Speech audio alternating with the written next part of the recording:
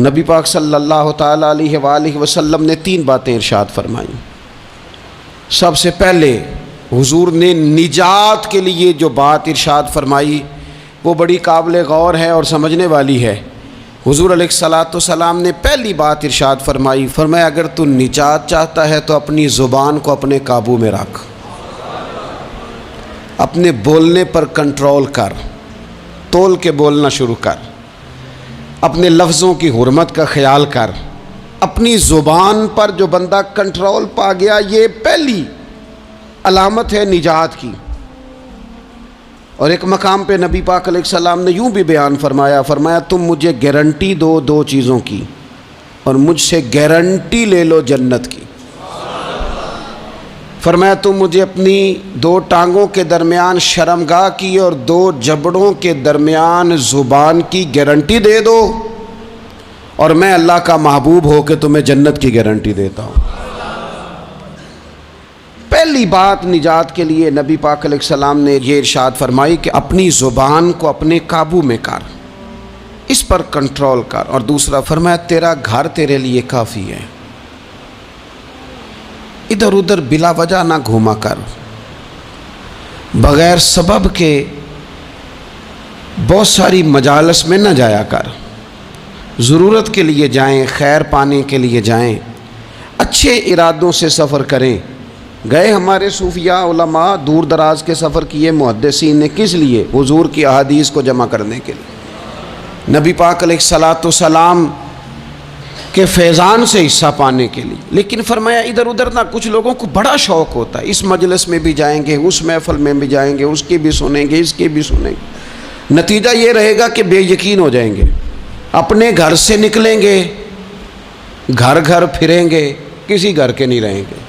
تیرے لیے تیرا گھر کافی ہے، اپنے گھر رہ، اپنا گھر جو ہے وہ تجھے کفایت کرے، اپنے گھر میں قیام کر۔ یہ دوسری علامت ہے نجات کے لیے۔ اور تیسرے نمبر پہ نبی اکرم صلی اللہ تعالیٰ علیہ وسلم نے فرمایا اگر تو نجات چاہتا ہے نا تو اپنی خطاؤں پہ رویا کر، اپنی خطاؤں پہ آنسو بہا، اپنے آپ پہ رو، اگر چاہتا ہے کہ بچ جائے۔ 3 چیزیں نبی پاک علیہ الصلاۃ والسلام نے بیان فرمائیں، زبان کو قابو میں کرو، اپنے گھر میں قیام کرو، اور فرمایا کہ تم اپنی خطاؤں پہ رویا کرو۔ یہ 3 اگر چیزیں تمہیں میسر آتی ہیں تو پھر رسول پاک علیہ السلام کی زبان فیض حق کے ترجمان سے گارنٹی مل رہی ہے کہ اللہ اس بندے کو نجات عطا فرمائے گا۔ بہت شوق ہے لوگوں کو باتیں کرنے کا، بڑی باتیں، اوئے ہوئے، جو بات بڑے مختصر لفظوں میں 2 جملوں میں بیان ہو سکتی ہے، اس کے پیچھے اتنی لمبی تمہید باندھیں گے کہ اصل بات ہی رہ جائے گی بیچ میں سے۔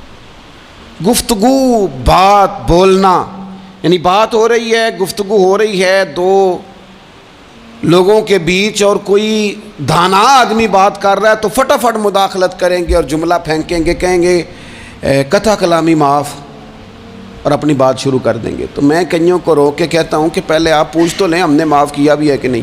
بہت باتیں کرتے ہیں بعض لوگ، بہت باتیں کرتے ہیں، اور دنیا میں جو زیادہ خطائیں ہوتی ہیں وہ زبان کی وجہ سے ہوتی ہیں۔ عملاً کوئی کسی کو کیا تکلیف دے گا، ہاتھ کوئی کسی پہ کیا اٹھائے گا، لیکن لفظوں کے تیر، جملوں کے ترش لہجے اور زبان کی کڑواہٹ، حضرت عثمان غنی رضی اللہ تعالیٰ عنہ فرمایا کرتے تھے کہ زبان تو روح کو گھائل کر جاتی ہے، بندے کو اندر سے توڑ کے رکھ دیتی ہے یہ زبان۔ بہت سارے لوگ تھے، انہوں نے بہت سارے جملے زندگی میں بولے، میں یقین سے کہتا ہوں کہ انہیں بھی پچھتاوا ہوا کہ یار مجھے یہ والا لفظ نہیں کہنا چاہیے تھا، لیکن کاش یہ بعد میں پچھتانے سے پہلے آپ سوچ لیتے۔ اور بہت سارے لوگ ایسے ہیں جو مجھے پتہ ہے جو وہ کہہ رہے ہیں وہ معافی ضمیر ان کا نہیں ہے، وہ ان کے خیالات نہیں ہوتے، لیکن وہ کہہ دیے انہوں نے، اور کہنے کے بعد اندازہ ہوا کہ یہ ہمیں کہنا نہیں چاہیے تھا۔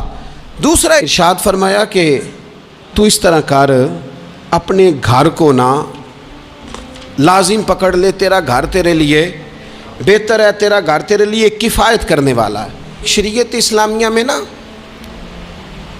رہبانیت منع ہے، سارے حقوق چھوڑ کے بندہ گھر میں بیٹھ جائے، حجرے میں بیٹھ جائے، مرضی منع ہے، لیکن کچھ دیر کے لیے وَتَبَتَّلْ إِلَيْهِ تَبْتِيلًا، سب سے کٹ کر اللہ کے ساتھ جڑ جاؤ۔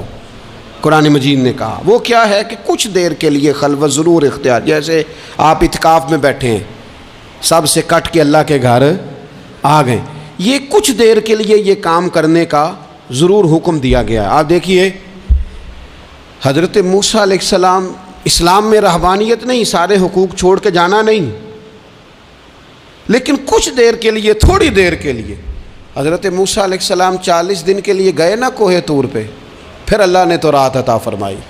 وَإِذْ وَعَدْنَا مُوسَىٰ 40 لَيْلَةً، ہم نے موسیٰ علیہ السلام سے 40 راتوں کا وعدہ لیا۔